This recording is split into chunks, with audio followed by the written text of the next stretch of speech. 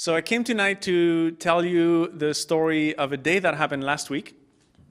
That was a bit of a moment where all the stars in the universe, everything clicked into place for me in my journey as a dad to my daughter, my 4-year-old daughter. And before I tell you the full story of that day, I wanted to give you a little bit of context about me. I was actually born ready to be a dad. I was born in a family. I had an older sister. And then a few years into my life, I was 2 years old. My parents took us out to the kitchen and said, "We have a great news to share with you. You're going to have a younger brother." And so I also had a younger brother, and I grew up as an older brother to him. And then a year and a half later, my parents took us to the kitchen again and said, "We have a wonderful news for you. You're going to have another younger brother." And so I had a second younger brother, and I was an older brother to him as well. And then a year and a half later, my parents took us to the kitchen again and said, "We have a wonderful news for you." And wait a minute. I know the answer to that one. You're going to have a younger sister. And so I also had a younger sister. And then a year and a half later, my parents took us to the kitchen again and said, "We have a wonderful news for you." And that was my last younger brother. And by the time I was 8 years old, and already, maybe when he was 1, I had little jobs as, in the family. I was changing the diapers of my youngest brother. And at the time, I was walking tall and proud. I'm doing the jobs that my dad is doing or that my mom is doing. I'm doing this. I'm feeling proud about it. And then I became a dad myself, realized that I actually was being scanned by my parents into changing diapers.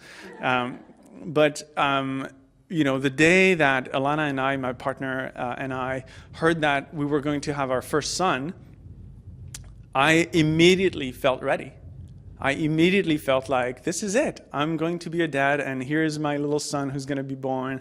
Alana's belly was still pretty small, but already I could imagine myself. I actually was transported back into my own childhood. I was thinking about what I was doing when I was a kid. I was drawn to nature. I was drawn to flowers, little animals. I was playing with sticks a lot outside. I was absorbed by the world. I wanted to understand the world.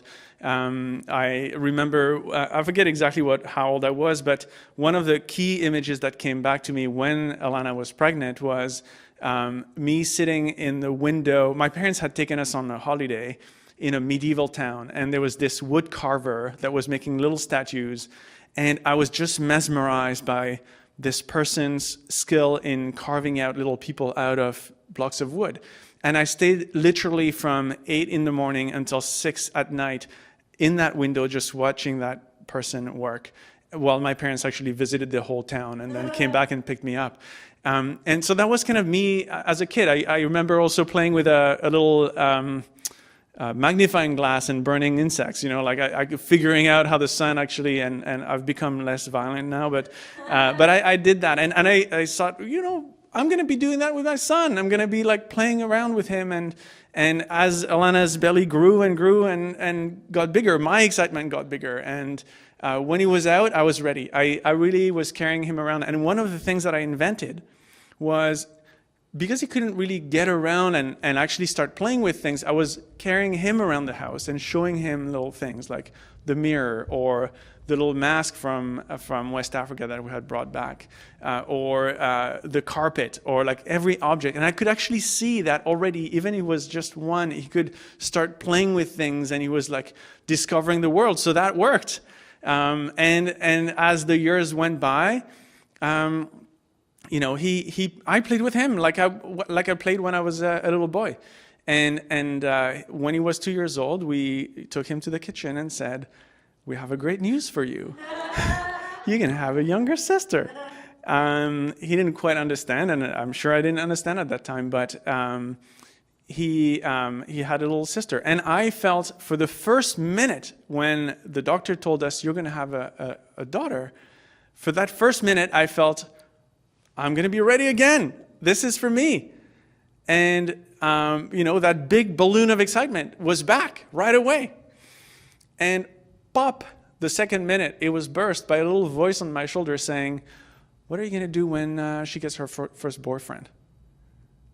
how are you going to feel? What are you going to react like? And you know, having a daughter is kind of different than a son. Like, how are you going to deal with it? And I was already imagining myself like, I was actually transported to some of the memories of my sisters bringing boyfriends home, and how defensive I was, and how protective I was of the guy, of my sisters, and I wanted to like fight them off. You know, it's like, I'm watching you. You know, be careful with what you do with my sister. And that's the type of thoughts that I had with my daughter. It was super different. I felt a little anxious.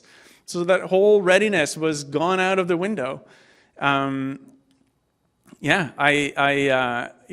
was sharing that with Alana, and I discovered that I wanted the best. I wanted to be a great dad, but then I was like freaked out about the fact that I was freaking out. I was like, am I going to be biased? Am I going to do the right thing or not? But if I'm too freaked out about it, then is that going to change the way I'm behaving with my daughter?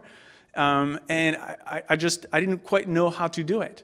But Alana and I actually agreed on one thing. We didn't want to treat, and I didn't want to treat Annika, our daughter, differently than Kian. I wanted her to have the same chances. I wanted her to also discover the world. So I said, okay, well, you know, I can relax a bit. And after 40 weeks of this little internal dialogue going on in my head, I felt ready again. I was like, okay, you know, she's coming into the world, and I'm going to play with her like I did with Kian. I will treat them exactly the same way. And she won't have to be a girly girl. She will have a same chance as everyone else to discover the world like Kian did. And so I remember pulling out the same trick. I'm going to walk around the rooms with her and show her little objects. Well, guess what? It didn't work. It didn't work at all, because I would show her a flower and she would look at me mesmerized about my facial expressions. She wouldn't actually look at the flower, and then I would look at the mirror. Hey, it's here. And she would be looking at my eyes. She would be looking at people. She was drawn to people, so different than Kian, than her brother. She was just not picking up that I wanted her to look at nature, look at stuff, not people. And so like my efforts were actually quite futile. And I remember, you know, skillfully pulling Lego with her and saying, look, we could play things together. And that was not catching on. And by the time she was 2 years old, she had figured out that I was kind of trying to push things on her. She's like, Dad, I don't like that, with like the rolling eyes of like 2 years old going on 14. And I was like, oh my God, this is just not working. And I have to admit, you know, for everyone in the room who's wanting, the gender parity in the engineering profession, that at 3 years old, I gave up. I'm sorry, I did. But I embraced what Annika was asking for, which was princess dresses, pink, and watching Snow White and watching Frozen. I actually learned to sing the Frozen songs and Let It Go, Let It Go with Annika. And part of me felt like, oh, this is wrong, you know, like I'm doing all this work. I really want to give Annika a chance to not just be a girly girl princess, but actually, you know, have the same chances as Kian to discover the things that I also cared about. But I did give up, and we started. And giving up looks like in the morning saying, Annika, what do you want to wear? Which socks? The pink socks. Okay. What pants? The pink pants. Okay.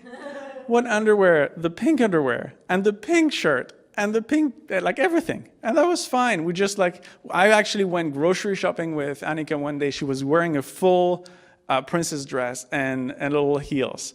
And there's a part of me that felt like at the time, yeah, I abdicated to this world of girly girl, you know, and maybe that's okay, maybe it's not, I don't know. And then this magical thing happened. Last week, I was at a museum. It was in Washington, D.C. It was the American History Museum. And they had on the side a little room with like an innovation space. It was like a maker space almost for kids to discover that part of America about the sense of possibility and innovation. And Annika, the princess dressed Annika, was walking around the museum with us, and she pulled me into that room. And I was like, oh, that's surprising. I'm sure like she's going to be disinterested and we're going to have to walk away in 2 minutes. And the hosts showed us the sense of gave us a sense of possibility. Said, what would you bring? What would you build for your community to make your community better? And Annika started playing with little sticks. I played with wires as well. We tried to like build stuff together. But then by the end of it, she had created a long stick with 2 white balls at the end that were made of tape. She's 4 years old. And I was like, is that a seesaw for the community? And she's like, nope. This is a marshmallow stick with 2 marshmallows, 1 on each end. That's my innovation. And I realized at that moment that I didn't have to force it, that underneath the dress could be a very innovative little woman who's growing up and who can discover the world the way she wants, not the way I want.